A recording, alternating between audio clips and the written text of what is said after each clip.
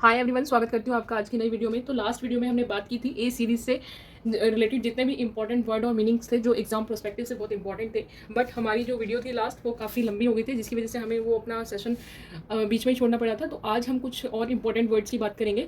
तो सबसे पहले आइए बात करते हैं कुछ ऐसे वर्ड और मीनिंग्स की जो ए सीरीज़ से ही हैं और बहुत इंपॉर्टेंट हैं। तो चलिए शुरू करते हैं आज की वीडियो और देखते हैं अपना first word.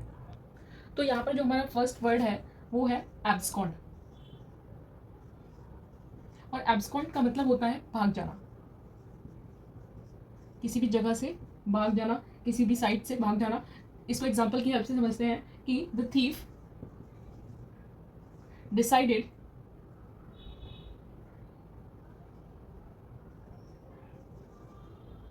To abscond quickly to evade the police.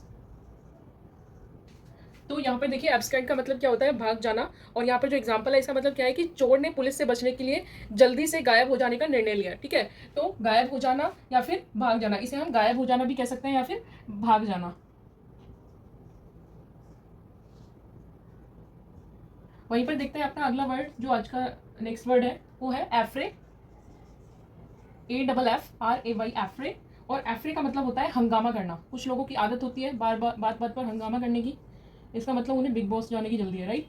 तो एफ्रे का मतलब होता है हंगामा या फिर हम कह सकते हैं दंगा। ठीक है, दंगा करना। एफ्रे होता है हंगामा या दंगा। तो इस एग्जाम्पल की हेल्प से समझते हैं, जैसे कि the affray at the party required police intervention. ठीक है, तो इसका क्या मतलब हुआ कि पार्टी में हुए हंगामे के कारण पुलिस को क्या करना पड़ा, अपना इंटरवेंशन यानी कि अपनी दखल देनी पड़ी। ठीक है, इंटरवेंशन होता है दखल देना और एफ्रे का मतलब होता है दंगा। तो जो दंगा हुआ था पार्टी में उसकी वजह से पुलिस को उसमें दखल देनी पड़ी मामले में। देखिए, जब पुलिस जब तक मामले में दखल नहीं देती तो मामला ज्यादा ही बढ़ जाता है। तो ठीक है, यहाँ से हमारे दोनों वर्ड थे एब्सकेंट और एफ्रे। देखते हैं अपना नेक्स्ट वर्ड जो कि है एनिहिलेट। ANNIHILATE, annihilate. और इसका मतलब क्या होता है, डिस्ट्रॉय करना, पूरी तरीके से बर्बाद करना। तो हम इसको कंप्लीटली डिस्ट्रॉय भी कह सकते हैं, कंप्लीट डिस्ट्रॉय यानी कि पूरी तरीके से क्या करना, बर्बाद करना। ठीक है, एग्जाम्पल की हेल्प से समझते हैं, जैसे कि in the war the enemies army was annihilated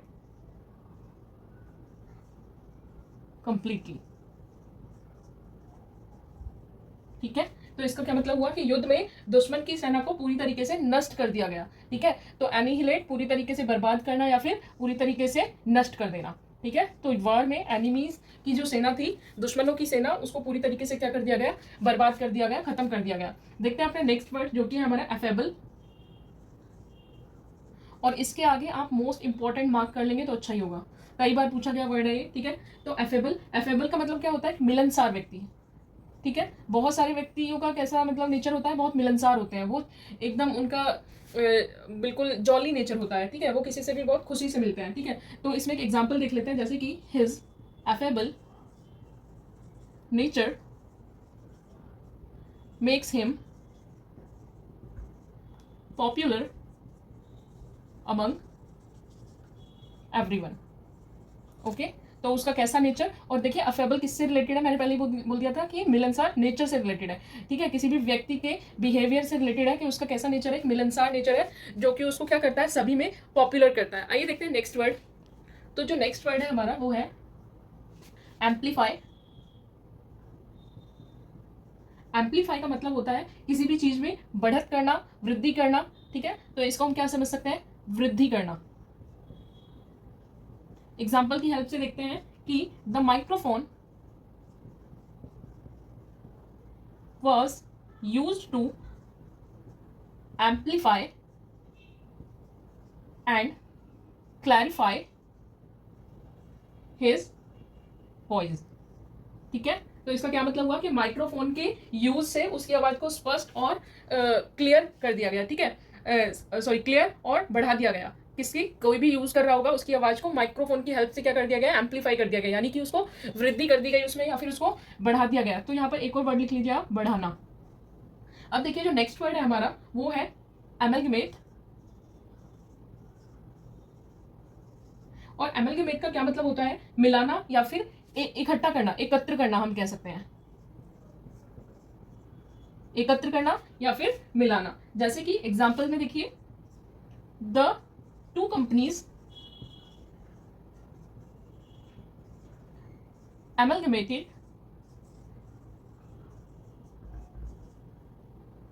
to pool their resources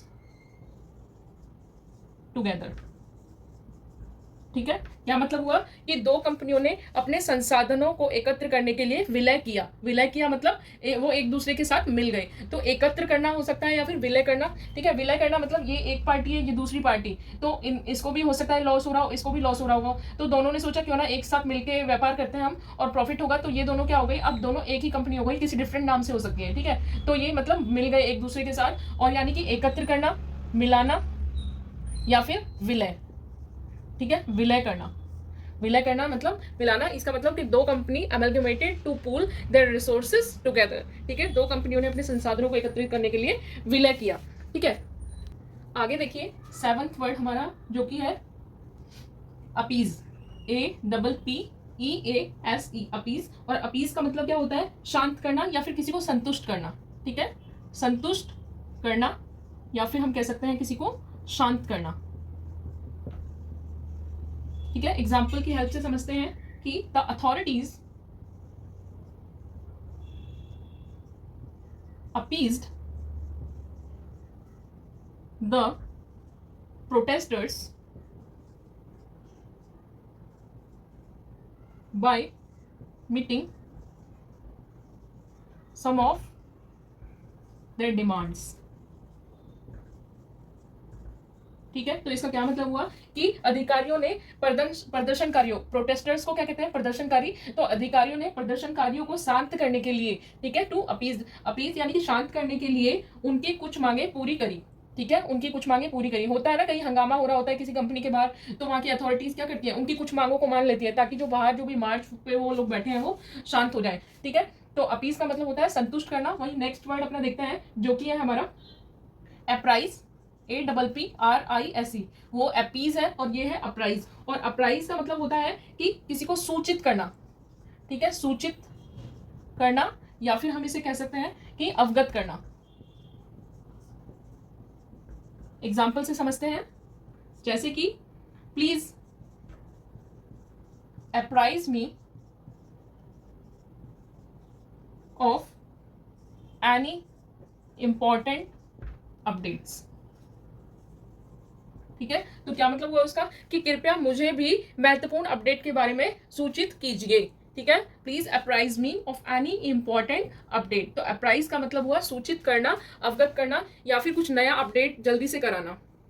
वहीं पर जो हमारा 9th वर्ड निकल कर आता है वो है हमारा आर्डस, ARDUOUS। तो इसको क्या कहते हैं, आर्डस। और इसका मतलब क्या होता है, कठिन और परिश्रम पूर्ण। मतलब एक तरह से हम इसे हार्ड वर्क भी कह सकते हैं। ठीक है, तो इसे कहेंगे हम परिश्रम पूर्ण,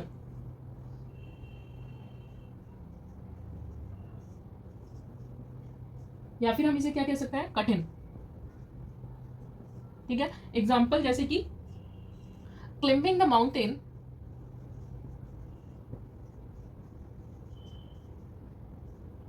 वॉज आर्डस वर्क, या फिर टास्क हम कह सकते हैं। ठीक है, तो इसका क्या मतलब हुआ कि पहाड़ पर चढ़ना एक कठिन और परिश्रम पूर्ण कार्य है। ठीक है, मतलब बहुत मेहनत लगती है उसमें। तो जो जिसमें बहुत मेहनत लगती है उसको हम क्या कह सकते हैं, देखिए मेहनती होता है हार्ड वर्किंग, और मेहनत को कह सकते हैं हम हार्ड वर्क, या फिर हम उसे आर्डस भी कह सकते हैं। इसका मतलब ये क्या है, उसका सिनोनिम भी हो सकता है। वहीं पे देखिए 10th, अगर अपने वर्ड की बात करते हैं तो 10th वर्ड है हमारा एप्रीहेंड, APPREHEND, एप्रीहेंड। और एप्रीहेंड का मतलब क्या होता है, गिरफ्तार करना, गिरफ्तार करना, या फिर हम इसे बोल सकते हैं समझना। दोनों ही केस में इसका अलग मतलब होगा। ठीक है, गिरफ्तार करना या समझना, यू आर अंडर अरेस्ट। ठीक है, तो इसको देखिए एक ऐसे भी समझ सकते हैं, जब हम इसे गिरफ्तार करना कहेंगे तो देखिए ये अरेस्ट का क्या है, अरेस्ट का सिनोनिम भी हो सकता है। वहीं पर अगर हम बात करें समझना तो मतलब ये अंडरस्टैंड। कई ऐसे वर्ड्स होते हैं जिनकी स्पेलिंग भी सेम होती है और कभी कभी उनके मीनिंग क्या होते हैं, अलग हो सकते हैं। तो अरेस्ट मतलब गिरफ्तार करना और अंडरस्टैंड मतलब समझना, वहीं ये दोनों किसके सिनोनिम है, एप्रीहेंड के सिनोनिम है। ठीक है, तो उसको ऐसे समझते हैं कि इसका एग्जाम्पल हम देखते हैं अरेस्ट का, the police apprehended the thief. ठीक है, वहीं पर अगर मैं अंडरस्टैंड की बात करूं तो ही quickly apprehend the seriousness of problem। ठीक है, तो इसको हम क्या कहेंगे कि अरेस्ट, अरेस्ट यहाँ पे किसका, गिरफ्तार करने का सिनोनिम है। ठीक है, गिरफ्तार करना या फिर एप्रीहेंड भी बोल सकते हैं। तो उसके लिए मैंने यहाँ पे जो एग्जांपल यूज किया आप देखिए, the police apprehended the thief. वहीं अगर मैं बात करूँ अंडरस्टैंड की, तो अंडरस्टैंड भी क्या है, इसी का सिनोनिम है। अलग अलग पॉइंट ऑफ व्यू से ये दोनों यूज हो सकते हैं। तो इसमें देखिए मैंने एग्जाम्पल लिया है, quickly apprehend the seriousness of the problem. उसे जो भी प्रॉब्लम थी उसकी सीरियसनेस तुरंत समझ में आ गई। तो यहाँ पर इसका क्या मीनिंग बनता है, अंडरस्टैंड, और इस केस में arrest. I hope you understand this. Let's move to the next point. वहीं पर देखिए जो नेक्स्ट वर्ड निकल कर आता है वो है अमेलियोरेट। ठीक है, और अमेलियोरेट का क्या मतलब होता है, सुधारना, किसी भी चीज में सुधार करना। ठीक है, तो इसका मतलब होता है सुधारना, या फिर हम इसको कह सकते हैं बेहतर करना। सुधारना या बेहतर करना एक ही बात होती है। ठीक है,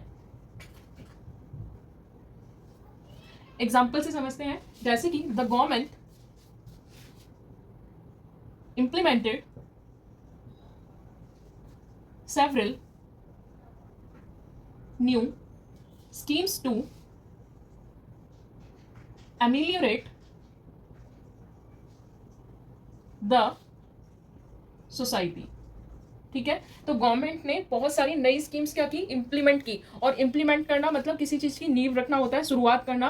ठीक है, या फिर उनको पूरा करना। तो the government implemented several new schemes to ameliorate. Ameliorate means सुधारना, किसको सुधारने के लिए, सोसाइटी को सुधारने के लिए उन्होंने क्या की, कुछ स्कीम्स या फिर कुछ लॉज को उन्होंने इंप्लीमेंट किया। ठीक है, जो नेक्स्ट वर्ड हमारा आता है वो है एडुलेशन।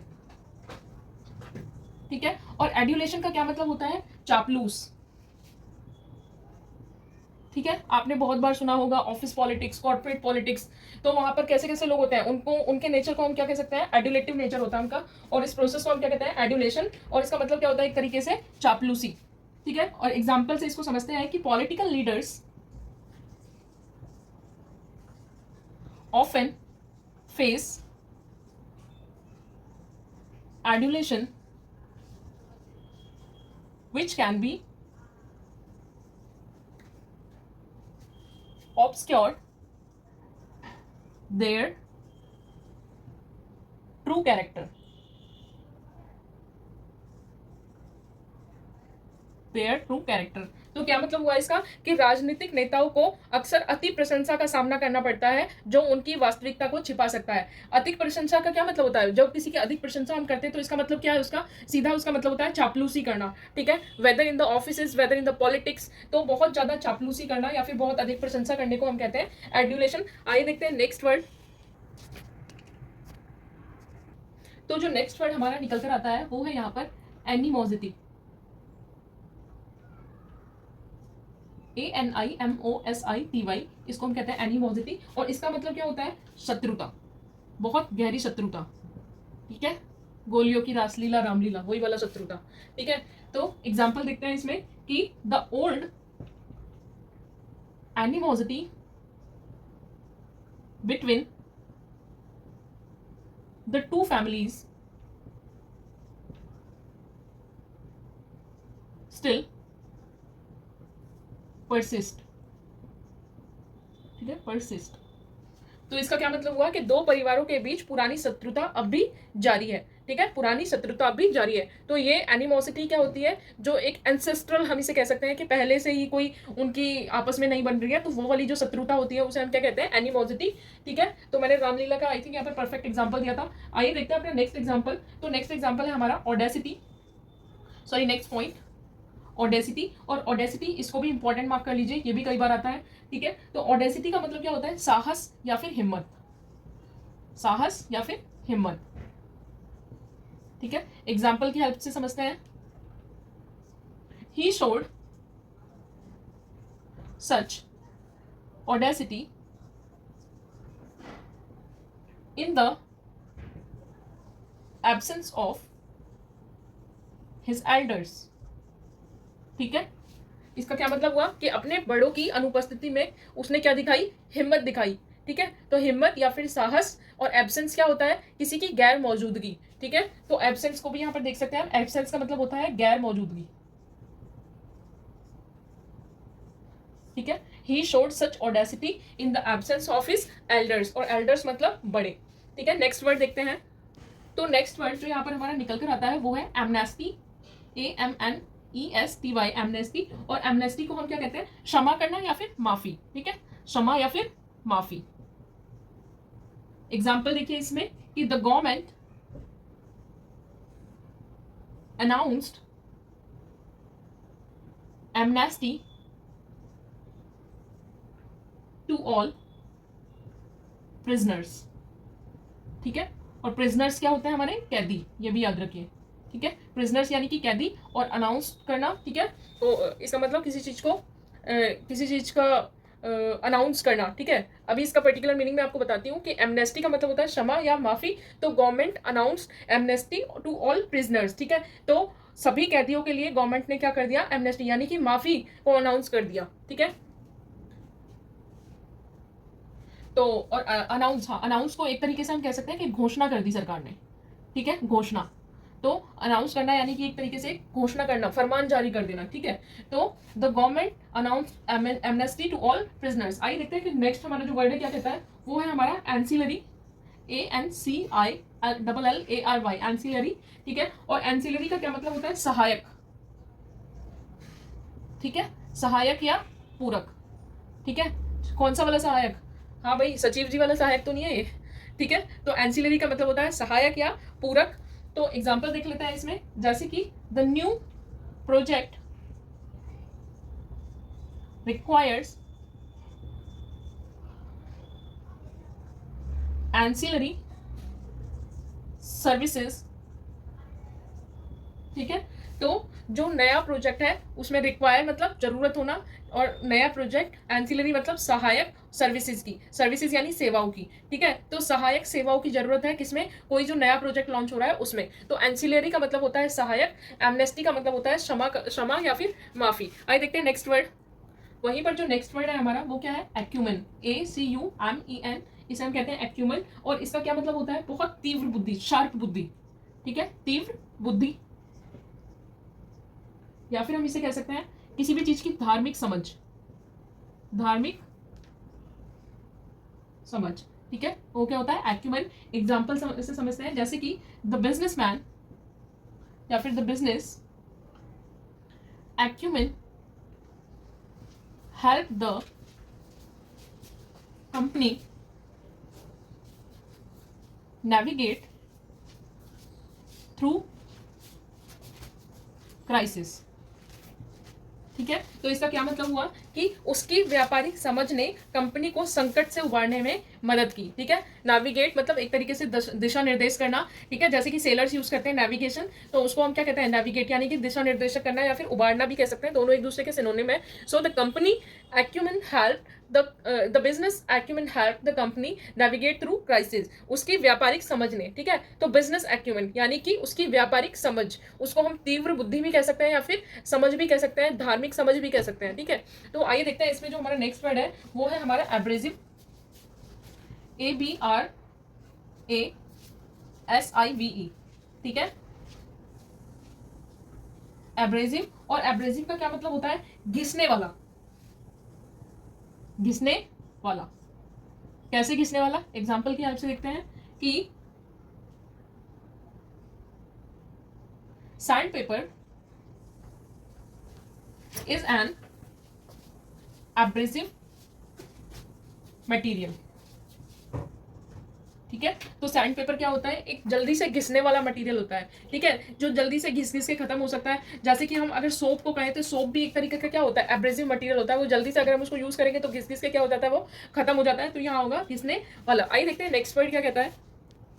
तो नेक्स्ट वर्ड जो हमारे यहाँ पे निकल के आता है वो है हमारा एम्यूलेट, AMULET। अगर आपको याद होगा तो मैंने जीके की एक अभी रिसेंटली एक वीडियो लॉन्च किया है जिसमें मैंने एम्यूलेट वर्ड को यूज किया है। इंडस वैली सिविलाइजेशन वाली वीडियो में देखने आपको एक पॉइंट मिलेगा वहां पे एम्यूलेट। तो एम्यूलेट देखिए, एम्यूलेट वो बनाते थे कौन, हड़प्पन्स, और उनको पहनते थे। तो एम्यूलेट का मतलब क्या होता है, तावीज। ठीक है, तावीज इसे हम कह सकते हैं, या फिर हम इसे एक और चीज कहते हैं अलंकरण। अलंकरण, अलंकरण क्या होता है कि ऐसी चीज जिसको हम गले में धारण करते हैं अपनी सुंदरता या बढ़ाने के लिए, या फिर अपने पूरी बॉडी पोस्चर को सुशोभित करने के लिए। जैसे राजा महाराजा गले में देखते थे कि बहुत सारी माला धारण करके रखते थे। क्यों? उसको एक स्पेसिफिक टर्म कहते हैं, उसको क्या कहते हैं, अलंकरण। ठीक है, तो इसी में देखिए एक एग्जाम्पल देखते हैं, जैसे कि she wore an amulet for her child protection. ठीक है, तो यहाँ पर जो वर्ड था एम्यूलेट, एम्यूलेट का मतलब कि वो अपने बच्चे को तावीज, वो क्या पहनती है, तावीज पहनती है अपने बच्चे की सुरक्षा के लिए। ठीक है, तो ये हमारे जो वर्ड थे ये थे हमारे ए सीरीज के लिए। नेक्स्ट वीडियो में मैं आपके लिए लाने वाली हूँ the word that started from the letter B. तो आज के लिए इतना ही। I hope you like this video and please subscribe this channel and share with your friends. Thank you so much.